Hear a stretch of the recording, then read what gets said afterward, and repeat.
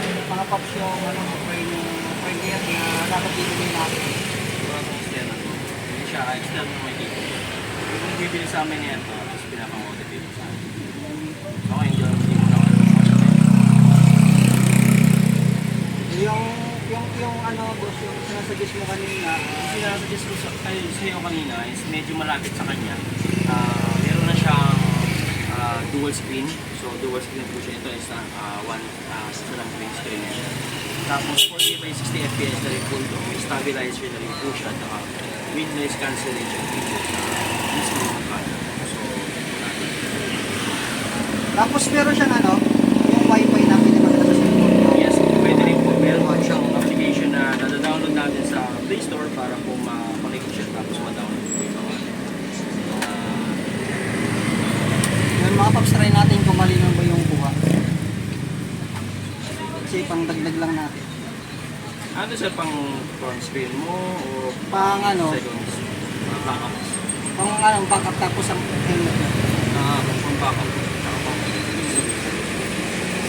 Kasi yung software mo, saan mo lang as pang backup kasi hindi siya external mic. Kaya mga pops, malinaw din siya. So meron pa tayong iwa-wide yan, Sara. Meron tayong nag-modify tayo ng so pwede natin yung gawing super wide pa. Okay. Pwede yung ano siya, sa format. Hindi sir. Ini-edit natin, ini-modify natin yung physical. Okay. Dito sa lens yun eh, no? Opo. Kaya pinapalitan natin yung lens.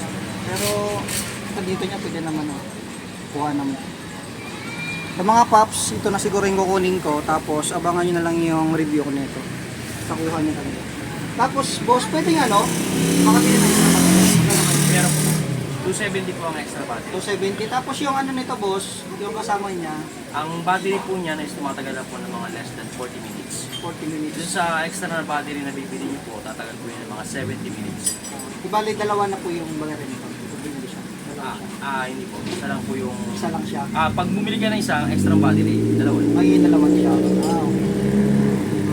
So yung gamit natin ngayon dyan is meron siyang stock battery. Isa lang yun. Opo. Tapos wala pa siyang isang tapos natin. Opo. So yung dalhin sa harapan yung screen ko, gusto lang po yun.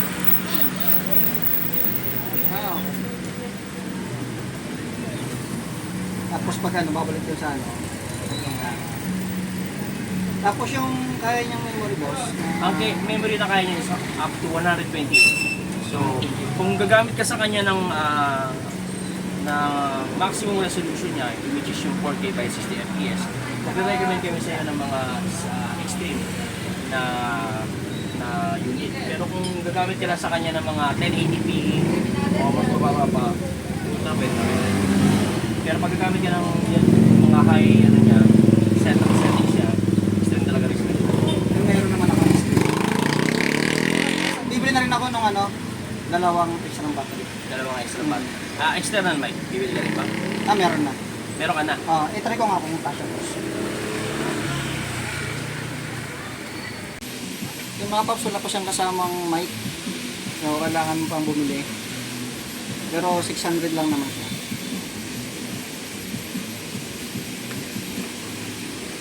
So pag kinabit natin yan dito sir, baka mag-recommend dyan ng format. Sige ako. Wala naman itong ano.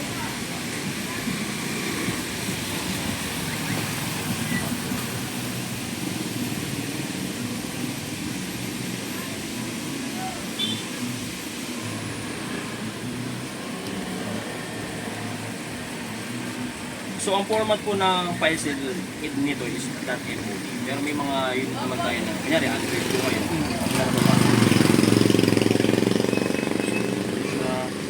So ganyan po yung setup niya kapag naka-external mic setup. So gawin mo muna is format mo muna para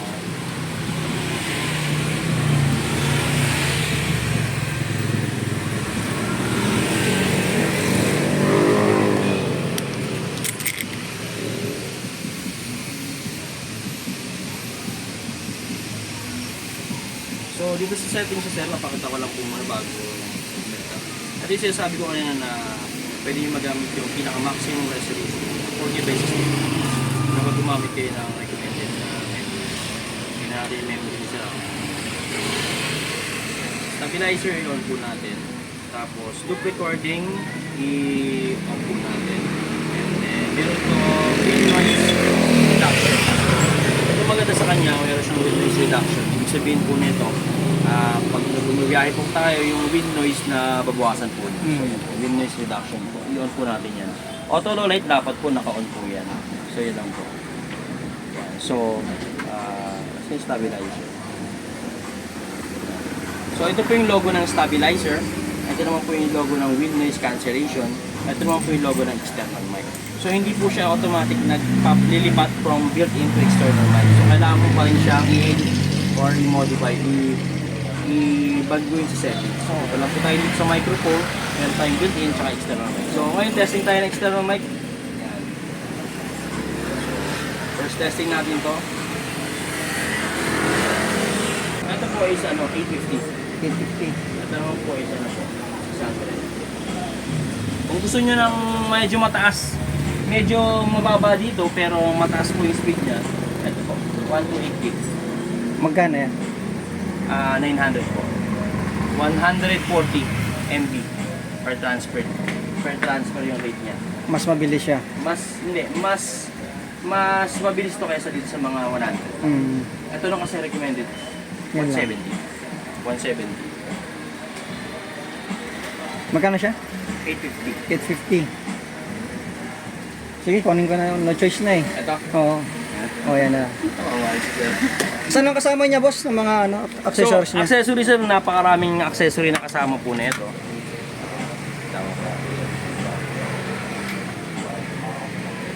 So, dito po sa kanyang box is meron po itong mga accessories po dito.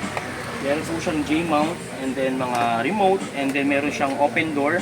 Yun po yung may side opening po yung niya. Side opening para kunyari lang po na gamit ni Flex yung camera pag nag-init siya. At least meron siyang parang exhaust po. So mga mounting accessories, meron siyang skeletal. Siyempre, kasama po yung skeletal. Mga strap para sa remote. Pwede mo po kasing i-gawin tong lagay mo sa wrist mo. Yan. So ito yung remote. So ito namang remote po is automatic naman po itong connected sa kanya. Kunyari po, ito papapakita ko po. So ayan po, nasa video po tayo. Ngayon punta tayo sa picture.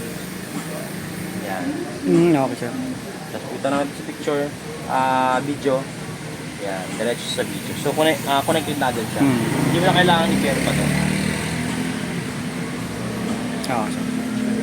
Tapos yung apps na download, sir, nakalagay naman dito, no? Option. Ang application po na ginagamit dito, iSmart TV2. iSmart. Pwede yung pa-sulatan ako dito sa Susunod box. ko na lang po dun sa sa resibo ko mamaya. Kasi makakalimutin ako. Tapos ito naman, sir, tuturo ko na rin sa iyo kung paano ko po connect sa wifi. Long press mo lang to. Ito, pag one press, mute po siya. And then pag long press niyo po, ano yun? Dito pala, sorry. Sa baba pala yung wifi. Okay. Diyan po tayo kukonek. Isang press lang, sir. Isang press. Isang press lang po. So, una muna, open nyo po yung wifi sa cellphone nyo. Tapos punta kayo sa wifi, hanapin nyo po si sport camera. Tapos ilagay nyo po yung password. Pag connected na po yung camera nyo yung cellphone nyo sa camera, is punta na kayo sa application.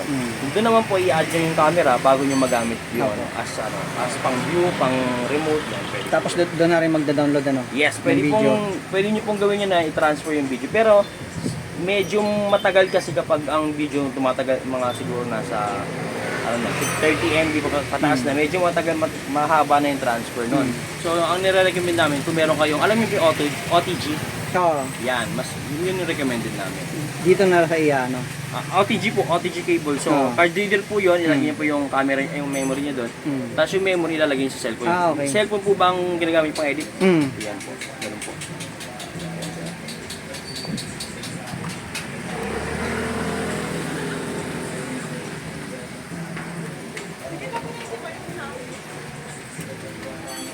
So, setup natin, sir, o okay na mag-setup? Hindi ako na lang, sir. Ibali, meron din siyang ano na, sir, no?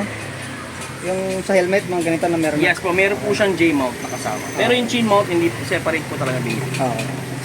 So, doon ko na lang kayo ng receipt. Tapos, pwedeng malaman, sir, ano yung mga brand nyo pa rito para malaman ng mga natin, viewers natin. Yun, so sa mga naghahanap ng camera po, meron po tayong dito mga SJ Cam na brand, meron din po tayong mga Supremo brand, And then OSEC, meron din po tayo. Syempre meron din tayong mga Insta360. So GoPro meron din po tayo and then DJI. Magkano yung pinakamura nyo sir na Insta360 tsaka GoPro? Pinakamurat na namin ngayon sir, si mismong Insta360 X3, nasa 25,890 po siya. So ito po yung nakikita nyo, mostly sa mga vlogger po natin na meron siya lang framing na pinipili or parang 360 yung view. Tapos pinipili lang nila yung kung ano yung frame na gusto nila. So tinatawag nila yung shoot now, frame later. Ganun po yung ano niya. Yan. Yung GoPro nyo naman sir, na GoPro namin pinamura, ngayon is, available po namin is na GoPro Hero 12. Yan po, yan po ang available. Sa DJI naman po is meron tayo mga Osmo, Action 3, Action 4. Yan po, meron available din po yan din sa atin. Pre-order lang po. So soon magkakaroon tayo ng mga drone kapag mga gusto niyo po ng may nangangailangan sa inyo ng mga drone tapos mga dashcam, yes, may available na po sa atin.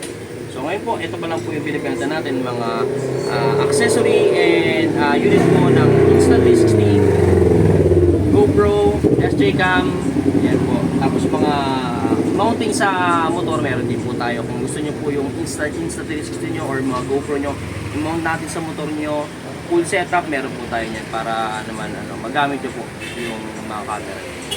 yun mga Pops, pagka halimbawa gusto nyo pumunta rito Pops, mag-message muna kayo kay sir sa kanilang Facebook page nila, Action Cam at iba pa. Yes po. So meron din tayong Shopee, Lazada, Yun, and may TikTok. Shopee. And then magkakaroon na rin tayo ng Instagram. Yun. So pwede kayo mag-inquire doon sa page. Active ako sa sa Facebook page natin, yung Action Cam at Yun mga Pops, so puputulin ko na dito yung video natin.